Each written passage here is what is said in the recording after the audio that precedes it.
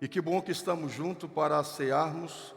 E eu estava dizendo agora na oração de que a Santa Ceia não é um momento para nos entristecermos, porque a palavra do Senhor nos diz que toda vez que cearmos nós precisamos fazer menção, nos lembrarmos do sacrifício de Jesus por nós. Então nós devemos trazer à nossa lembrança o que Ele passou, mas isso não deve ser para nós uma tristeza, mas uma alegria, porque na verdade, se não fosse o seu sacrifício, nós não estaríamos hoje aqui podendo cultuar ao Senhor, livres, libertos de toda a condenação.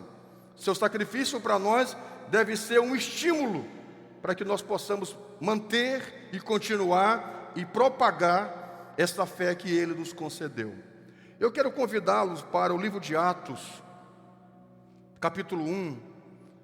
Nós iremos ler do verso 1 ao versículo 5. Hoje com vocês nós vamos fazer uma pregação diferente. Em nossa igreja nós pregamos mais a pregação temática, não é? A gente estabelece um tema, como por exemplo eu preguei no culto das 10, não é? No culto das 10 e no culto das 8h30 e das 10, né? Tivemos um tema lá, não desperdice a sua vida, por exemplo. Foi o tema das 10 da manhã. Não desperdice a sua vida. Aí se desenvolve uma pregação em cima desse tema. Por exemplo, lá no culto das 8h30. O culto das 8h30 eu preguei sobre o poder do Evangelho. O que o Evangelho ele faz na vida do ser humano, da pessoa, da igreja. Então você estabelece o tema, o poder do Evangelho. Pega as referências e constrói a ministração em cima desse tema. Nós comumente pregamos essa mensagem, que para os pregadores é um estilo de mensagem fácil de ser pregada. A mensagem temática, não é? E aí nós temos a mensagem expositiva, não é? Que é essa mensagem que quero falar com você nessa tarde. Eu quero fazer uma exposição do livro de Atos, capítulo 1, do versículo 1 ao versículo 5. A mensagem, o estilo de mensagem temática, não é esse estilo de mensagem para você subir nas paredes, falar em línguas, não é? Se expressar. Não tem essa intenção, embora toda a palavra de Deus, nós precisamos reagir diante a palavra do Senhor. Quando a palavra de Deus é ensinada, nós não podemos ficar inertes, parados, como se alguém tivesse discussão uma outra coisa. Não, nós estamos falando da palavra de Deus. A palavra de Deus produz vida, e vida com abundância. Diga amém. Então escute, mas esse estilo de pregação é um estilo que edifica a igreja na palavra de Deus. Porque o pregador ele vai se basear exclusivamente desse texto. Ele não vai beber de outra fonte. Ele vai somente se basear nesse texto, no texto que aqui está. E eu quero a sua atenção, porque é muito importante. E eu disse a vocês que nesse mês de agosto agora, nessa série sobre atos de fé, eu disse a vocês que eu tinha vontade de começar uma série estudando o livro de Atos. Então, nos cultos, nos domingos, que eu pregar 2 cultos, ou 3 cultos, ou 4 cultos, um desses cultos eu vou destinar para nós seguirmos no livro de Atos.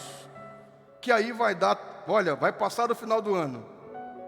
Um dos cultos, se eu pregar 2 cultos no dia, um dos cultos eu vou destinar ao segmento do livro de Atos. Hoje nós vamos começar do começo, Atos capítulo 1, a partir do versículo 1. Mas antes, deixa eu lhes trazer, antes de fazer a leitura, deixa eu lhes trazer a exposição do que é o livro de Atos. Para começar, escute uma coisa. O livro de Atos é um livro histórico. O livro de Atos é um livro histórico. Por exemplo, os 4 evangelhos é a bibliografia de Jesus, com relatos históricos. Mas o livro de Atos, exclusivamente, ele é um livro histórico. E o livro de Atos tem a intenção de descrever, a começar dos últimos dias de Jesus na terra. Não esqueça que Jesus depois, nós vamos ler isso no texto, Jesus depois de ressuscitado, ele ficou ainda nessa terra 40 dias com seus discípulos, ensinando, falando, ministrando. Então o livro de Atos, ele começa descrevendo as narrativas de Jesus, os seus últimos 40 dias na terra. O livro de Atos também, sendo um livro histórico, ele vai demonstrar para nós a ação dos apóstolos, os feitos dos apóstolos no começo da igreja. O livro de Atos vai descrever a fundação da igreja, o começo da igreja de Cristo. Por isso é um livro tão importante. Uma outra coisa que acredito que essa igreja sabe, porque, não é? Tem a escola, tinha a antiga escola de líderes, agora culto de ensino, tem o curso dos novos, como é que chama mesmo? Princípios, não é? Discipulado, seminário, a faculdade teológica. Essa igreja sabe então que o livro de Atos, o seu autor é Lucas. Lucas, um dos discípulos de Jesus, foi quem escreveu o livro de Atos dos Apóstolos. E é interessante que existe o terceiro evangelho, que é o evangelho segundo escreveu Lucas, é o mesmo autor. Quem escreveu o evangelho de Lucas e Atos dos Apóstolos é o mesmo doutor Lucas. É interessante que o livro de Atos dos Apóstolos e o livro de Lucas é um compêndio só, era um volume só, era um livro único. Não tinha essa divisão lá o terceiro evangelho e depois ele vai ser o quinto evangelho. Não, era um único livro. Só que aí lá pelo ano 150, os que começaram a organizar ali o compêndio da Bíblia, o cânon, acharam por bem distribuir os livros. Mas era um livro só. Que quando Lucas vai começar, ele vai dizer: eu vos falei no primeiro tratado. O primeiro tratado é o Evangelho. Agora uma coisa interessante: quando Deus faz suas escolhas para alguém, Ele faz com um propósito. Por que Deus colocou você naquela faculdade, naquela universidade, naquele lugar, naquele setor, naquele bairro, naquela empresa, naquela família?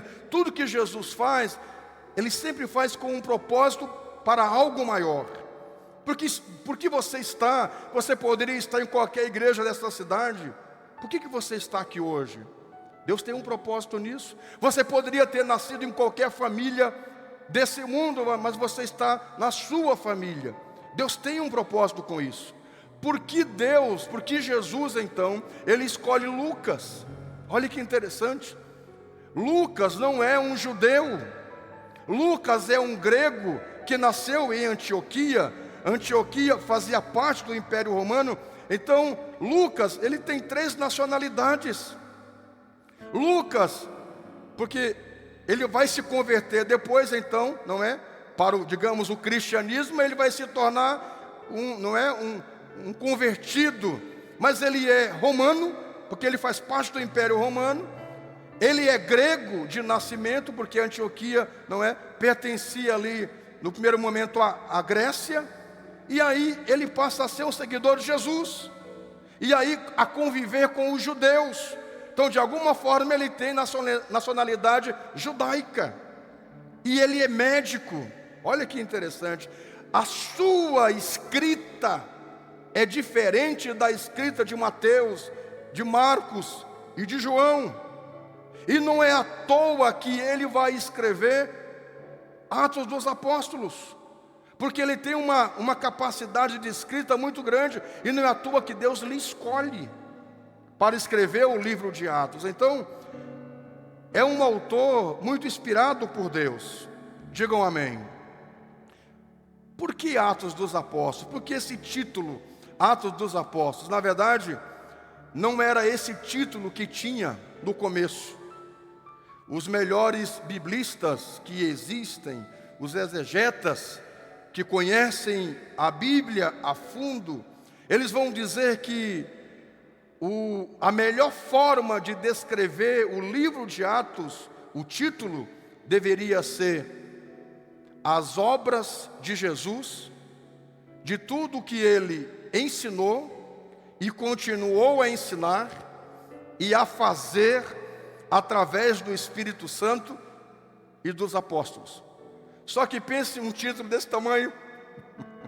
Olha, imagina o título. Vamos ler o livro de As Obras de Jesus, o que ele ensinou e continua a ensinar, e o que ele fez através do Espírito Santo no começo da sua igreja, por meio dos apóstolos. É um título muito grande.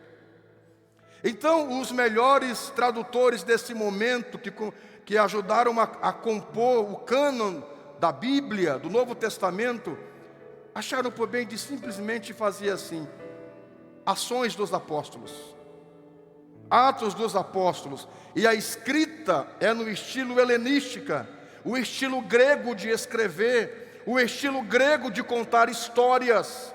Porque escute uma coisa, Jesus, quando queria trazer uma verdade, o que ele fazia?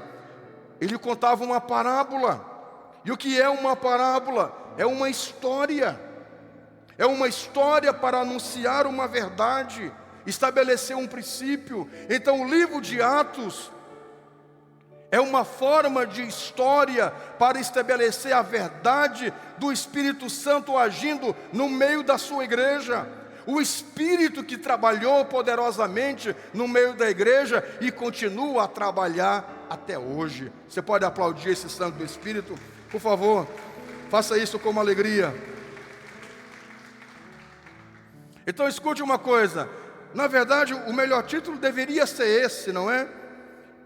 Os atos de Jesus, as ações de Jesus. Porque escute uma coisa, embora esteja escrito Atos dos Apóstolos, o que você vê é a ação de Jesus por meio dos apóstolos, por meio da igreja. Minha gente, é por isso que homens não podem ser louvados. Jesus precisa ser louvado. Tudo que fazemos, não fazemos por nós. Se nós cantamos, se nós pregamos, se nós dançamos, se nós evangelizamos, se damos o pão para alguém, isso não é mérito nosso. O mérito é de Jesus. Porque tudo que somos e tudo que nós podemos fazer, não fazemos por nós, fazemos porque o Senhor nos dá graça. Então, a glória não é nossa, a evidência não é para nós, a evidência é para Jesus. Então a ação não é nossa, a ação é de Cristo. Você só faz porque Jesus lhe dá graça para fazer. Os discípulos só fizeram, os apóstolos só fizeram porque Deus era com eles. Então, na verdade, a ação, o poder não é nosso, o poder é de Jesus. Você pode aplaudir a Ele? Por favor, faça com alegria. Agora escute uma coisa, já vamos para o texto. Qual é o assunto do livro? Essa é uma pregação expositiva. Qual é o assunto do livro? O assunto do livro é tudo o que Jesus começou a fazer e a ensinar. Esse é o assunto do livro. Essa é a temática do livro. O que Jesus começou a fazer e a ensinar. Começa nisso. O que Jesus... Vamos para o versículo 1 primeiro. Quem está no data ali? É a Tati, né? Isso, tá. Não é? Eu não estou vendo. É sim, ok. Vamos para o primeiro versículo para que os irmãos possam se basear. Aqui está. Nós estamos nos baseando no texto. Nós não estamos tirando de outra fonte. Nós estamos tirando aquilo que o texto descreve. O texto descreve isso. Esse é o meu livro. Em meu livro anterior, o livro anterior é o livro de Lucas, que é o primeiro tratado. Algumas versões vai dizer, no meu primeiro tratado, Teófilo, escrevi a respeito de tudo o que Jesus começou a fazer e a ensinar. Diga tudo o que Jesus começou a fazer e a ensinar. Não existe uma canção que diz que tudo é sobre Jesus? Tudo é sobre Jesus, nada mais importa. Não tem uma canção assim? Tudo é sobre Jesus, tudo é sobre Jesus. O livro de Atos, na verdade, é tudo sobre aquilo que Jesus fez e ensinou. Esse é o assunto, a começar, o primeiro assunto do livro de Atos. Depois, vai nesse assunto do livro de Atos, o Dr. Lucas vai enfatizar o nascimento da igreja. Como é que a igreja começa? Depois nós vamos trabalhar como é que a igreja nasceu. Queridos, olhe, a igreja não nasceu morna. A igreja não nasceu fria. A igreja nasceu quente, cheia do Espírito Santo. Digam amém. O nosso nascimento foi cheio do Espírito Santo. Aleluia. Oh, glória. O Templo das Nações é uma igreja pentecostal. É uma igreja que acredita na evidência do Espírito Santo. Quando você vai ler o livro de Atos, você começa com a descida do Espírito Santo em Atos 2. Depois nós vamos em outro culto trabalhar Atos 2. Atos 2, para os melhores estudiosos da Bíblia, é a segunda mensagem mais importante da Bíblia. A primeira mensagem mais importante da Bíblia é o Calvário, e a crucificação de Jesus e sua ressurreição e as implicações que estão nela. O Calvário é a primeira mensagem mais importante da Bíblia, porque se não fosse pela cruz, pelo Calvário, pela morte e ressurreição de Jesus, não existiria igreja, não haveria redenção. Até hoje existiria o templo e as pessoas matando carneiro e boi para tentar cobrir o pecado, só cobrir, pegar o tapete. É isso que o sacrifício fazia, pegava o pecado e colocava debaixo do tapete, cobria o tapete. Era isso que acontecia no tabernáculo, depois no templo. O pecado não expiava genuinamente o pecado, porque todos os cordeiros, embora separados, sem mancha e sem mácula, eram cordeiros, animais falíveis.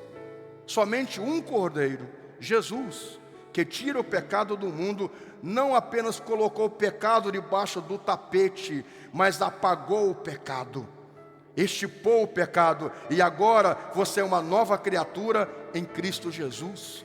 Isso é o poder do Calvário. Vamos lá, com mais alegria. Que coisa boa. Depois, Pentecoste é a segunda mensagem mais importante da Bíblia.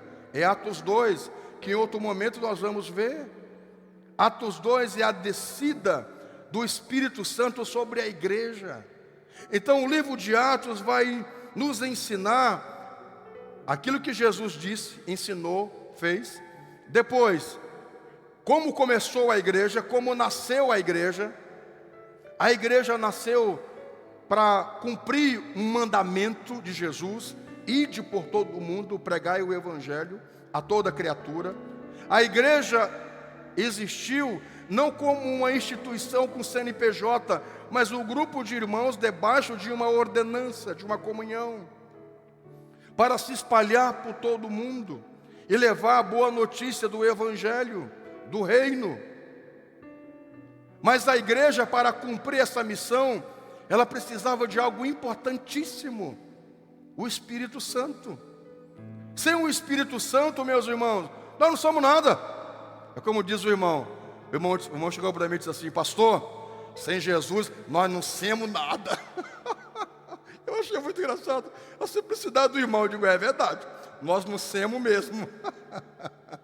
O irmão chegou para mim e disse: pastor, sem Jesus nós não somos nada. Eu digo: é verdade, meu irmão, sem Jesus nós não somos nada mesmo. Sem Jesus nós não somos nada. Sem Jesus, sem o Espírito Santo, nós não temos força, nós não temos graça, sabe?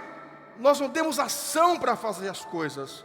O livro de Atos é a ação do Espírito Santo conduzindo sua igreja, trazendo poder para a sua igreja. Meu irmão, O que nós fazemos, fazemos pela graça do Espírito Santo. Sabe o que falta às vezes em nós?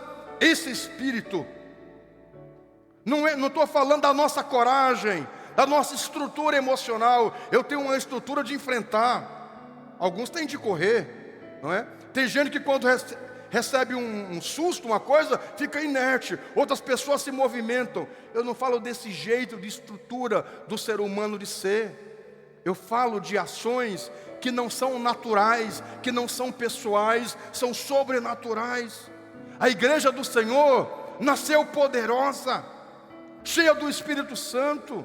Meus irmãos, a igreja, através do Espírito, venceu prisões. Olha, os apóstolos começam, nós vamos ler isso mais para frente. Os apóstolos começam a pregar a palavra, e eles levam laço, presos. Eles se entregam. Eles querem deixar de ser igreja. Hoje, se não ligar para o aniversário, no dia do aniversário do irmão, o irmão quer se desviar. O pastor não me ligou no meu aniversário e quero morrer. Meu Deus, não sabe nem o que é luta. Estou sendo perseguido, me tiraram o meu cargo. Para com isso, meu irmão. Achando que isso é perseguição. Perseguição é que os apóstolos passaram, pregar a palavra, e pau, e prisão, e laço. E a igreja não se espalhou, não se perderam. Enquanto prenderam Pedro e João, a igreja estava orando, buscando a Deus. Ninguém desanimou. Meu irmão, tem irmão que diz assim: o meu líder se desviou, o que eu vou fazer? Estou decepcionado. Para com isso, querido. Seu líder se desviou, mas você não vai se desviar, porque você está firmado em Jesus. Meu líder está balançando, o meu líder de célula, meu pastor, meu irmão, não sabe se vai. Querido, nós não estamos firmados em pessoas, nós estamos firmados em Jesus, o autor da nossa fé. É Ele que sustenta a nossa vida, é nele que nós estamos firmados. O meu líder não quer. Que líder, meu irmão? Sabe? O meu marido não quer. Tem até um corinho antigo que dizia: se meu pai não vai, não impeça a mim. Se minha mãe, meu marido não quer ir para a igreja, eu também não vou. Meu amigo, no dia do juízo, você vai prestar conta da sua salvação. Minha mulher não quer ir para a igreja, eu também não vou. Você está firmado na sua mulher? Meu namorado não quer ir para a igreja, eu também não vou. Você está firmado no seu namorado? Querido, você tem que estar firmado em Jesus.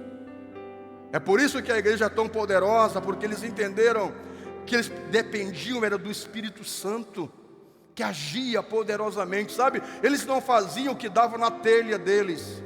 Hoje eu estou sentindo de não ir para a igreja. Hoje eu não estou sentindo de evangelizar. Hoje eu não estou sentindo de dizimar. Hoje eu não estou.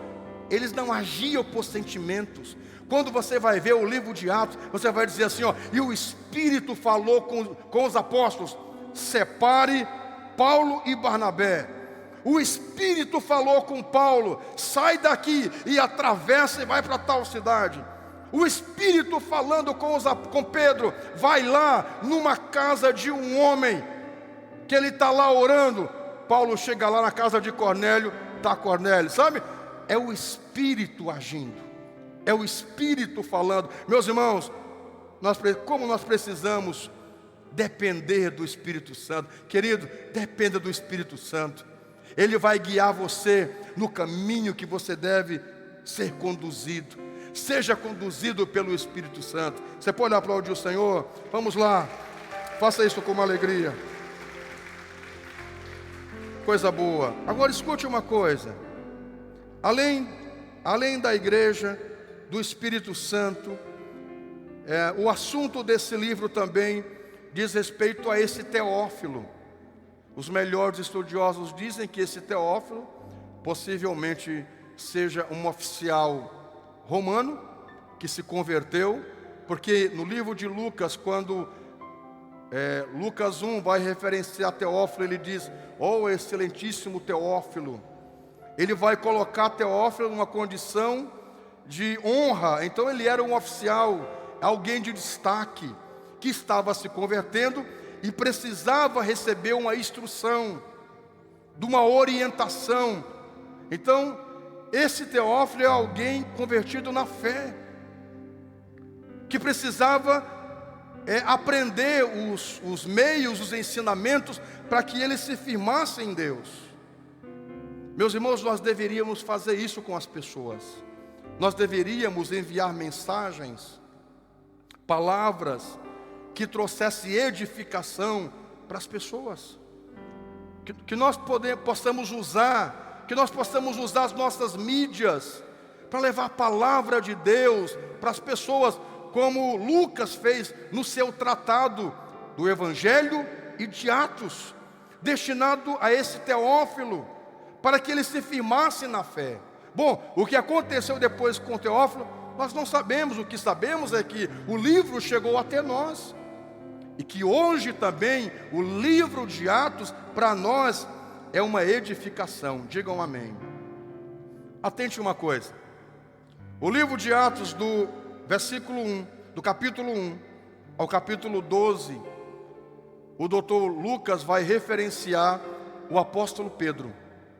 O apóstolo Pedro aqui é o apóstolo da vez, não é? É aquele que começa o sermão pregando. Quando ele sai do Pentecostes, Pedro, lembra que foi Pedro, negou Jesus, né? Foi covarde, voltou para a pescaria. Agora Pedro está lá no cenáculo, com mais 119 irmãos, com ele 120. Lá ele é cheio do Espírito. Depois Pedro prega e 3.000 pessoas se convertem. Que poder de Deus sobre esse homem, que espírito de convencimento, de autoridade está sobre esse homem. Alguém que já disse como nós precisamos do Espírito Santo, porque Pedro vem, prega uma mensagem, 3.000 pessoas se convertem. Hoje o camarada tem que pregar 3.000 mensagens para um se converter. É o contrário hoje. A igreja hoje está perdendo o poder de Deus, que tem que pregar 3.000 sermão para um se converter. No começo da igreja antiga era um sermão, 3.000 pessoas convertiam. Meus irmãos, nós precisamos fazer apelo. Nós precisamos levar as pessoas a Jesus, mas só através do Santo Espírito. Diga amém. Pedro, do capítulo 1 ao capítulo 12, é o Espírito Santo agindo na vida de Pedro. Do capítulo 13 ao capítulo 28, entra a segunda maior personalidade do Novo Testamento depois de Jesus. Entra o apóstolo Paulo. Você já imaginou que se o seu nome estivesse num hall, não da fama, mas daqueles que ganharam muitas pessoas para Jesus? Daqueles que fizeram ações de coisas boas? Queridos, imagine nós, se o nosso nome não tivesse apenas na calçada da fama, mas se tivesse arrolado nos livros do céu, porque a Bíblia diz que no céu tem muitos livros, como aquelas pessoas que fizeram diferença na terra, alimentaram o pobre, aqueceram quem estava com frio, deram vida para quem estava à beira da morte, salvaram pessoas que estavam indo para a condenação. Você imagine, o seu nome está escrito nos livros de atos de piedade, de bondade, de misericórdia, de compaixão. Querido, vamos trabalhar de tal maneira que o nosso nome seja um nome que carregue as marcas de Cristo. Você pode aplaudir o Senhor? Por favor, faça isso com alegria. Para que eu possa ir indo para o texto e concluindo com vocês sobre a introdução do livro de Atos. O livro de Atos destaca Jesus. Os escritores chamam esse tipo de escrita de prólogo. Você sabe o que é um prólogo? O prólogo é a introdução do livro. O prólogo, por exemplo, eu estou escrevendo um livro chamado Casa de Betânia, que no prólogo eu descrevo, na introdução eu estou escrevendo os principais acontecimentos que estão no livro. Quando alguém lê a introdução, o prólogo, ele já diz: nossa, legal, esse livro fala sobre comunhão, sobre bondade, sobre misericórdia, sobre restauração, sobre amizade, sobre parcerias, sobre aliança, sobre serviço, sobre adoração. É isso que Casa de Betânia fala. Onde está isso? No prólogo, a introdução do livro. Ele vai dar uma narrativa do livro. Quando você lê, você diz: é isso que eu quero para mim. Eu quero ler esse livro todo. Pelo prólogo. É muito bem escrito, é muito bem construído. Quando você começa a ler aqui, nós vamos ler. Quando nós lemos isso aqui, você tem a visão geral do que é o livro de Atos. Vamos começar a ler então novamente? Vamos começar do verso 1, depois nós vamos até o versículo 5. Livro de Atos, capítulo 1, versículo 1 diz: em meu livro anterior, Teófilo, escrevi a respeito de tudo que Jesus começou a fazer e a ensinar. Versículo 2: até o dia em que foi elevado ao céu. Até aqui o dia em que foi elevado ao céu. E depois de ter dado instruções por meio do Espírito Santo aos apóstolos que havia escolhido. Pare aqui no 2. Escute uma coisa. Versículo 2 diz que Jesus, ele deixou até o dia em que ele foi elevado ao céu, não tinha ido ainda. Ele deixou instruções, aqui a minha versão diz mandamentos, ensinamentos, por meio de quem? Do Espírito. Olha o Espírito Santo aqui, sendo a condução de Jesus aos apóstolos que havia escolhido. Jesus está enfatizando sua escolha. Meus irmãos, parece que quando Jesus vai escolher o seu discípulo, parece que ele não fez uma boa coisa. Porque quando ele sobe para o monte, depois de descer do monte, passar uma noite inteira orando, a Bíblia diz que Jesus vai e começa a escolher os 12 discípulos e a chamar para si os 12. 3 anos e meio depois, um nega, um foge, um trai. Parece assim, ó, que ele fez uma péssima escolha. Não parece às vezes isso com a gente? A gente escolhe uns amigos, daqui a pouco os amigos se somam da vida da gente e começam a falar mal da gente, mas o que está havendo comigo? Aí eu olho para Jesus. Jesus passou 3 anos e meio dormindo com esses homens, comendo com eles, passeando com eles, aventuras com eles. Eles viram as proezas de Jesus, mas escute uma coisa: quem tinha que ser realmente o traidor o foi, que foi Judas Iscariotes. Isso quer dizer que no processo das amizades e da construção da caminhada humana, acontecem coisas que são inevitáveis, que é o processo da própria vida. É muito raro os amigos da infância ser seus amigos até hoje. Amigos do colégio, da vizinhança, é muito raro. Você conta nos dedos pessoas que têm esse tipo de relação até hoje. Você conta nos dedos, é muito raro. A maioria das pessoas, elas passam na vida uns dos outros. Jesus fez a escolha certa. É tão tal que aqui o Espírito confirma. Ele tinha escolhido essas pessoas para estar com Ele. Olhe, você é um escolhido de Jesus. Jesus não errou em escolher você para ser seu servo, para ser seu discípulo. Você foi chamado por Jesus e escolhido por Ele. Digam amém. Versículo 3, vamos lá. Versículo 3. Versículo 1. É capítulo 1, versículo 3. Vamos lá.